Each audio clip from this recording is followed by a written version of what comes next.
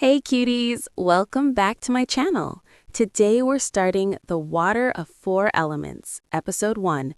And honestly, this one starts off really interesting. So, Lada arrives at Apu's resort with a secret mission. She's actually there to gather information about the family and report it to her father, which is why she joined as an employee in the first place. But on her very first day, she already stands out, and not in a good way. She shows up dressed a bit too stylishly, almost pretentious, even though the resort has strict rules about appearance. And of course, this immediately annoys the boss. Now, Lada keeps trying to get Apu's attention, but he's so busy that he barely even looks at her. On top of that, she keeps making mistakes, like using the elevator that's only meant for the boss. That's when Nam steps in and warns her very clearly. If she wants to work there, she has to follow the rules. Otherwise, she'll be fired on the spot. The next morning, Nam is actually surprised to see Lada still working there. She even questions her secretary about why Lada wasn't fired. But the secretary explains that Lada's qualifications are really strong, so maybe she deserves another chance. That makes Nam pause, and she starts going through Lada's file more carefully. Then suddenly, Loam shows up. She greets Nam warmly, clearly very close to her, and even hugs her. Their conversation is playful, a little teasing, and you can tell they have history. Loam talks about missing her, while Nam jokes about how busy she always is with work. While all this is happening, Lada is quietly observing from the reception. She quickly realizes that Loam is connected to the family. Specifically, she's Kun Apu's cousin, and that makes her even more interested.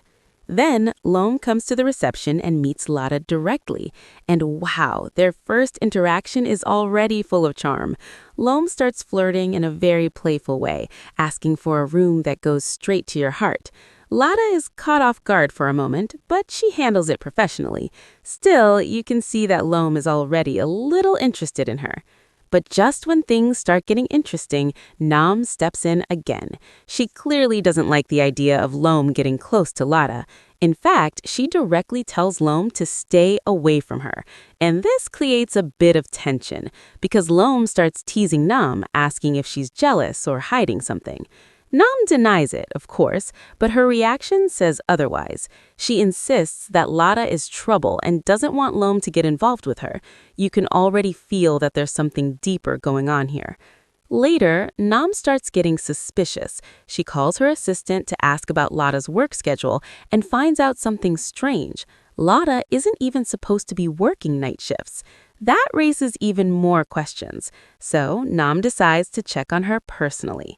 When she gets to the reception, she finds Lada completely exhausted, actually asleep at her desk. An employee tries to wake her quickly, but Nam steps in herself. Even half asleep, Lada suddenly greets her like a customer, completely on autopilot, which is honestly a little funny. But Nam isn't amused. She scolds her for sleeping on duty, then suddenly tells her to come with her.